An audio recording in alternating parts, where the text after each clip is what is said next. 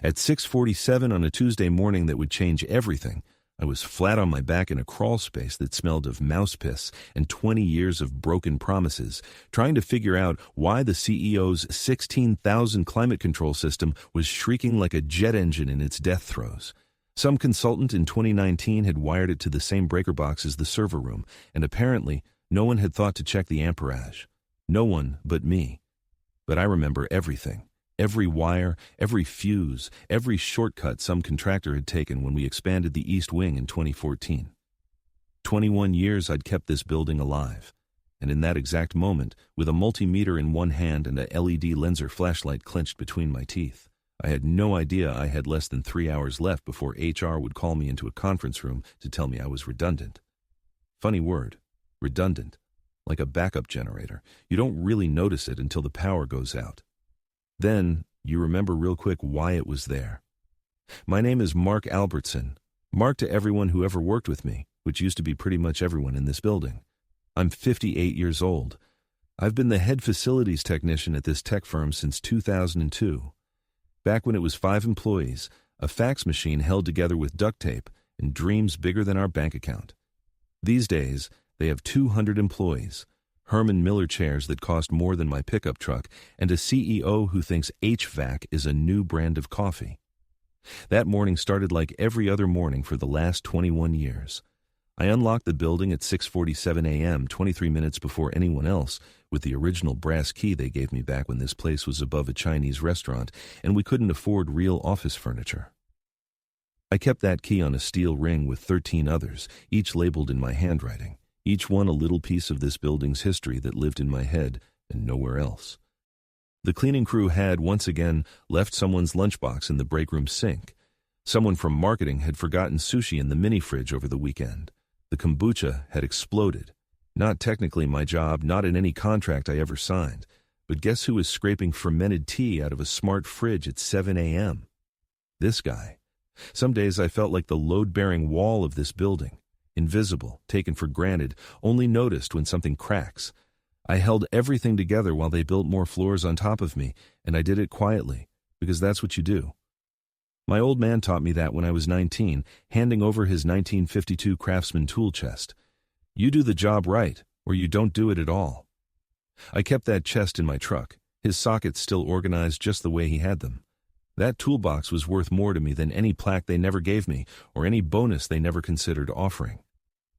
The CEO thought I was maintenance. My business card said, head facilities technician, but Chad Mortimer couldn't tell a breaker box from a coffee maker. My email inbox had 4,700 unread work orders from people who couldn't change a light bulb without filing a request in triplicate, and I handled every single one, because that's the job. That was always the job. It got worse when they hired Brad Hansen as the new head of HR, fresh out of business school, all teeth and buzzwords. The kid wore Patagonia vests bought with venture capital and talked about culture fit like he'd invented the concept. Probably thought a union was a type of caramelized onion. Asked me once where the network cable goes. I told him, the same place your performance review goes if you don't learn how things really work around here. He didn't laugh. I didn't go to fancy business schools, never wore a suit that cost more than a mortgage payment. But I knew this building not like a property manager knows a building, but like you know your own truck. I knew which pipes groaned before a storm, which thermostat acted up when the humidity hit 70%, where the main breaker box made a rattlesnake sound if you opened it too fast. I'd kept this company breathing through blackouts, burst pipes, server room floods, and 4 CEOs full of terrible ideas, and they just forgot. No recognition, no handwritten thank you notes, just once after I stayed until midnight to restore power during an ice storm, saving them what would have been $200,000 in lost server data. The old VP handed me a half-eaten protein bar and said, "You're a saint, Frank." My name is Mark. After a while, I stopped correcting people.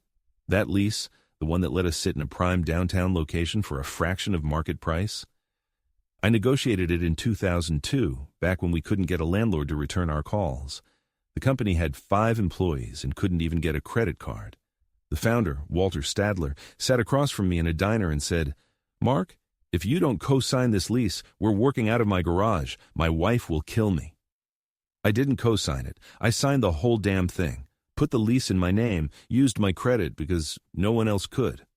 Walter promised it was just temporary, just until we got on our feet. Said he'd transfer it to the company once we were stable. I trusted him. We both forgot to follow up on that promise, and 21 years later, my name was still on every renewal. After the first year, it was always me who handled the lease stuff. Me dealing with the property manager, me coordinating the HVAC upgrades, the carpet replacements. That time we had a weird smell in Office B that turned out to be a dead squirrel in the insulation. They never asked about the lease, never thought to check it.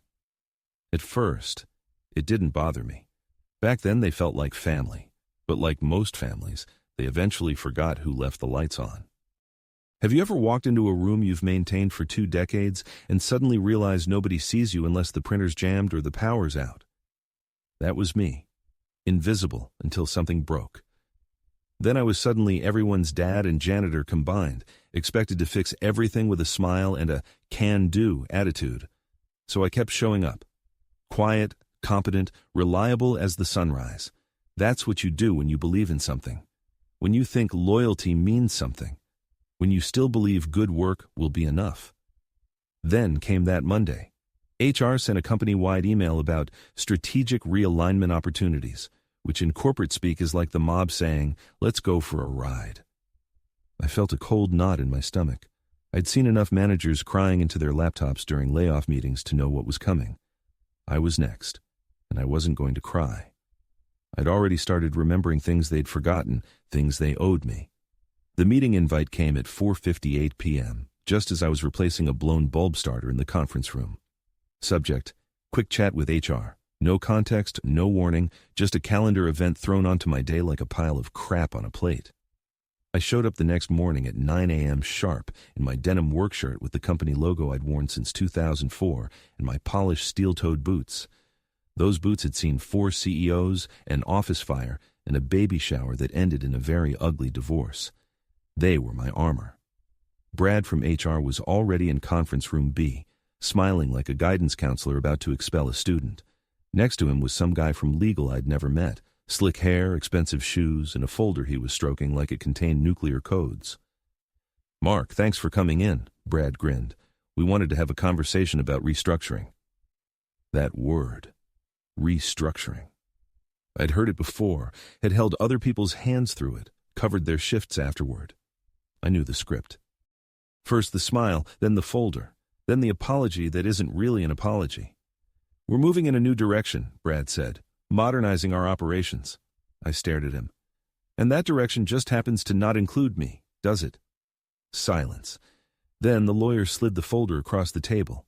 Inside was a generic severance package with more red tape than a crime scene. 3 months' salary, an NDA, health insurance till the end of the quarter. Real generous.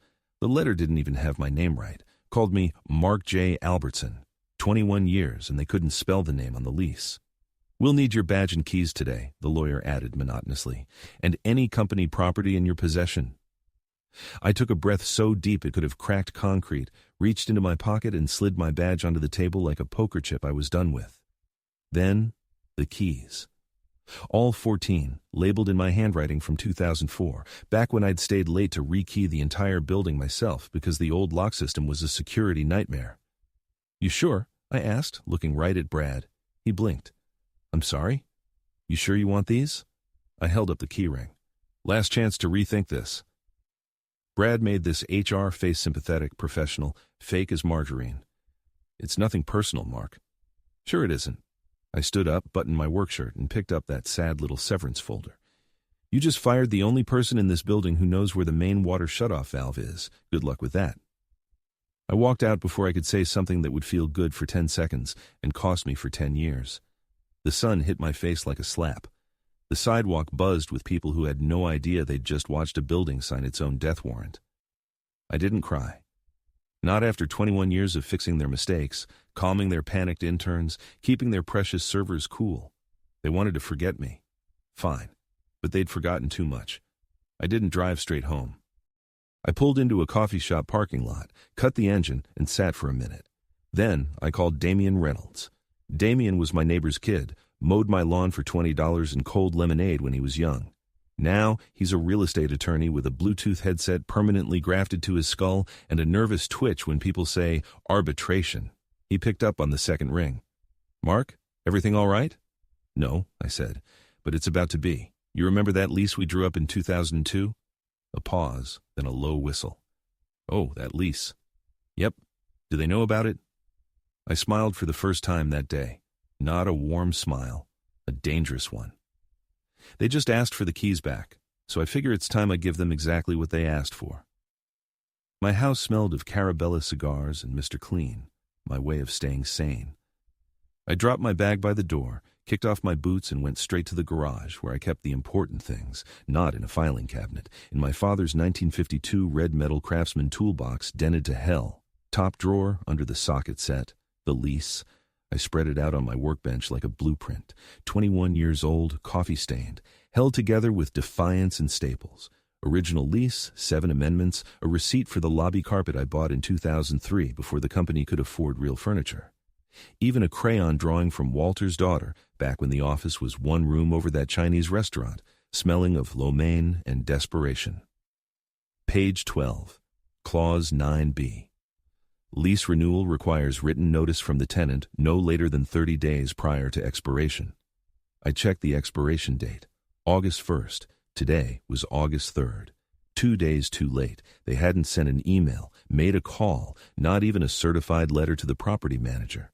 They were so busy celebrating their upcoming IPO and playing musical chairs with executive titles that they forgot to renew the lease for the building that housed their entire operation. I leaned back in my garage chair, cracked open a Coors Banquet.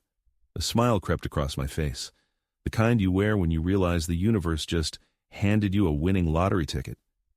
They had just fired the tenant, and now they were squatters. I got my phone and started checking. Insurance policy, still in my name. HVAC maintenance contract renewed last year under my direct email. The cleaning service? They only showed up because I paid the manager out of my own pocket via PayPal every month. Utilities routed through a business account I'd set up with the city in 2005, back when the power would flicker every time someone microwaved popcorn and printed a document at the same time. Everything that mattered still ran through me. I was the invisible infrastructure, and they'd just asked me to leave. I could have warned them, could have sent an email with a subject line like, "Hey, you forgot something important." That's what the old Mark would have done. The Mark who believed loyalty was a two-way street. But that Mark got a severance package with a misspelled name after 21 years of keeping the lights on. So I closed the lease folder. I finished my beer. And for the first time in 2 decades, I decided to shut up and let them walk off the cliff they'd built for themselves. I wore my good boots to the meeting with Tilson, the property manager. Not because I needed to impress anyone, but because they made a solid sound on the marble floors. I wanted to be heard when I walked in. Tilson looked up from his computer as I walked into his 4th-floor office. He was the sort of guy who had 17 different highlighters on his desk and always smelled faintly of fresh toner. "Mark," he said, surprised, "didn't expect to see you." I smiled. "Just here to clear up a few things about the lease." I pulled out my folder and handed him the paperwork. Original lease, all 7 amendments, everything notarized. Right down to the crayon drawing from Walter's kid at our renewal meeting in 2009. "I just want to confirm something," I said. "There was no written renewal request submitted by July 1st, correct?" He clicked through his computer like I owed him money. No, not from the company, nothing on record. I assumed you were continuing month to month while you worked out a new contract." I nodded. Per Clause 9b, that automatically converts it to a month-to-month tenancy, which means either party can terminate with 30 days' notice. Tilson leaned back. His chair creaked like old knees. "Technically, yes." I pulled another piece of paper from my pocket, thick paper, official letterhead Damien had drafted. "I'm hereby formally notifying you of my termination of the lease, effective in 30 days. His eyebrows shot up. "Wait, you're terminating it?" "Yep, as the leaseholder. I've already lined up a replacement tenant. They'll pay triple the current rate." The new tenant was a wellness company called Oasis Living, run by a woman named Nadine Faber. I'd met her at a farmer's market last year while buying tomatoes and casually mentioned the office space about 6 months ago. She'd been waiting for my call ever since. Young, flush with investor cash, desperate for downtown space to install her meditation pods and air purification systems. Tilson ran a hand through his thinning hair. This is going to get messy. Messy, I said, standing up, is what you gave me after 2 decades. I'm just returning the favor. Back home, I filed the eviction notice with the county clerk's office online, paying extra for expedited processing. The confirmation email landed in my inbox with a satisfying ping. Then, right on cue, HR emailed me. Subject: Confirmation of company property return. Dear Mark, hope you're well. Reaching out to confirm you've returned all company property badges, keys, and other physical or digital assets. Please confirm receipt. Best, Brad. I didn't hesitate. I clicked Reply All because I knew Brad loved CCing half the company to look busy. All returned, including the ones you forgot I had.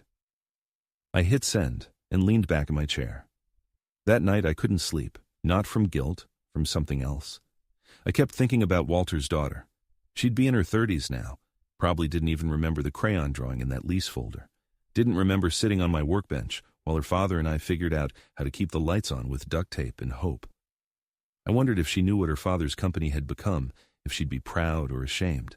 Then I remembered something my old man always said, back when he was teaching me how to wire a breaker box. Mark, you do good work because that's who you are, not because of the people watching. I wasn't doing this to them.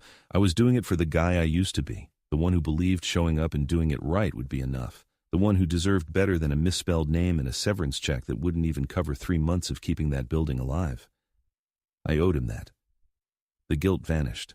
Sleep came easy after that. 2 mornings later, I stood in my garage with a mug of black coffee in one hand and a certified mail receipt in the other. Heavy envelope, real ink signature, county clerk stamp, plaintiff, Mark Albertson, defendant, company name, office, Law No. 2001-2221. Subject: Notice of lease termination and vacate order. My name, bold and spelled correctly at the top. Across town, the same envelope landed at the front desk around 9:15 a.m. The property manager had sent it priority mail with a PDF copy emailed for good measure. Standard procedure, 30-day notice. Tenant didn't renew, new occupancy planned. Vacate or respond through legal channels. The problem was, the receptionist that day was a temp. Name tag said Melanie in glitter pen. She probably thought it was junk mail and tossed it in the recycling bin between expired protein bars and a broken laminator. Meanwhile, upstairs in the C-suite, the leadership team was busy admiring their own reflections. IPO talks, brand refreshes. Someone was giving a presentation about disrupting verticals, whatever that meant, too busy disrupting industries they didn't understand to notice they'd forgotten to renew the lease for the building housing their disruption. At exactly 8:03 a.m. the following Monday, Brad strutted into the building like a motivational speaker late to his own seminar. Oat milk latte in hand, Patagonia vest zipped up like armor against accountability. By 8:08 a.m. he was standing outside Chad's office, jaw hanging open like a broken gate. A neon orange eviction notice, laminated and zip-tied to the door handle. Vacate order, breach of contract, 72 hours. He fumbled for his phone, fingers trembling like he'd had one too many cold brews, trying to rip the notice off, but it held fast like a judgment. By 8:30 a.m., Chad arrived, unshaven, Bluetooth headset in one ear. He probably thought he was walking into another "we're crushing it" morning. Instead, he found Brad pacing, the marketing team gawking, and a legal document tied to his door like a game over screen. He ripped it off, read it, blinked, read it again. At 9:02 a.m., his phone rang. Tilson, the property manager. Mr. Mortimer, this is to confirm enforcement of the lease termination. We notified you via certified mail and email over 2 weeks ago. We received no response. What? We never... The notice was sent to your registered business address, delivered, and signed for. We assumed your silence was intentional. By 10:20 a.m., someone finally figured out who the plaintiff was. Brad opened his laptop, pulled up the scanned court documents. There it was, clear as day. Plaintiff, Mark Albertson. Wait, Mark? Our Mark? Ronald, from the facilities, Team 1 of the good ones, nodded from the break room doorway. Told you something felt off. The call came at 7:42 p.m. I was sorting sockets in my father's toolbox because a man needs order somewhere in this world. The screen lit up with a name I hadn't seen since the Christmas party where he'd forgotten mine. Mortimer, Chad, CEO. I let it ring twice, 3 times, picked up on the 4th. Albertson speaking. He didn't waste time. What the hell is this? You can't do this. I absolutely can, and I did. Read your lease. You're evicting an entire company. Do you have any idea how this looks? The board is losing their minds. We have press everywhere. Our investors... I cut him off. Chad, let me stop you right there. You fired the guy who had the keys, all of them. Building, legal, operational. You didn't even ask who signed the lease. We assumed. That's the problem. You assumed. About me, about my value, about what would happen when you tossed me out like a used air filter. Silence on the other end. Heavy breathing. You ambushed us, he said finally. No, I reacted to being ambushed. The difference is, I came prepared. This isn't just going to fall on me. The board they'll do what they always do, protect themselves, maybe throw you under the bus if they get hungry enough. But they won't be calling me because I have the paperwork, and Oasis Living has already wired the first 2 months' rent. That shut him up. Just to be clear, I continued, I didn't sink the company. I just stopped carrying it on my back.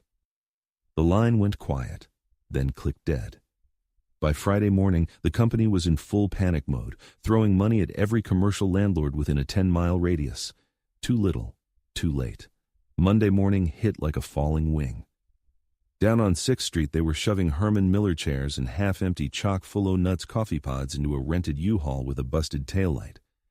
Brad wore sunglasses the size of dinner plates. Someone had taped printer paper to the U-Haul. Strategic relocation. Then came the moment. Chad, in a beige suit now sweat-stained, completely lost it. A folding chair flew from his hands and slapped against the side of the U-Haul with a hollow clang. Someone posted the video within minutes. 3 hours later, it was on every tech blog in the state. I drove by at 3:47 p.m., not to gloat, but to see it finished. The U-Haul pulled away, one taillight still out. The building stood empty for the first time since 2002. Through the glass doors, I could see the Oasis Living crew already taking measurements for their meditation pods. Nadine Faber waved from the lobby. I rolled my window down. All yours, I said. You built something solid here, Mark. We'll honor that. I nodded. Didn't need her to honor it. I just needed them to remember that foundations matter, that the people who know where the pipes run and the wires go aren't interchangeable parts. I drove the long way home, past the diner where Walter and I signed that first lease all those years ago. It's a Starbucks now. Everything changes. Everything except the lesson I learned too late. Loyalty without reciprocity is just free labor with a smile. Ronald called me 2 days later, said he'd quit. Couldn't stand working for people who'd throw away 2 decades of a man's life over a misspelled severance letter. What are you going to do now? He asked. I looked at my father's toolbox, at the phone that hadn't stopped ringing with calls from other building superintendents who'd heard what happened and wanted someone who actually knew what a load-bearing wall was. The same thing I've always done, I said. The work, just for people who remember to say thank you. 3 months later, I was consulting for 4 buildings downtown, making double what I did before, setting my own hours. On every contract I signed, I made sure my name was spelled right. That evening, I stood in my garage with a mug of black coffee and looked at the wall. Next to the photo of my father and my first paycheck from 1985, I'd mounted a small brass hook. I pulled the original 2002 office key from my pocket and hung it there like a trophy, not as a reminder of what I lost, but as proof of what I built and what I took back. They thought I was obsolete. I just changed employers. For 21 years, they took me for granted. For 21 years, I showed up, fixed things, kept the wheels turning while they built their dreams on my back. They wanted me redundant. I reminded them I was fundamental. They forgot I was the load-bearing wall. And when a load-bearing wall leaves, the whole building comes down. As it turns out, competence never retires. It just finds better clients. What would you have done in Mark's place? Would you have acted sooner or played it the same way? Write your opinion in the comments and tell us which city you're watching from. If you enjoyed this story and want to see more like it, become a channel member now. As a member, you'll get an exclusive badge next to your name in the comments, access to members-only videos, and many other perks. Support our channel and become part of our community. Don't forget to subscribe to the channel so you don't miss a story. And if you know someone who's in a similar situation or someone who takes their work for granted, share this video with them. Sometimes we all need a reminder that everyone counts and that true competence is never outdated.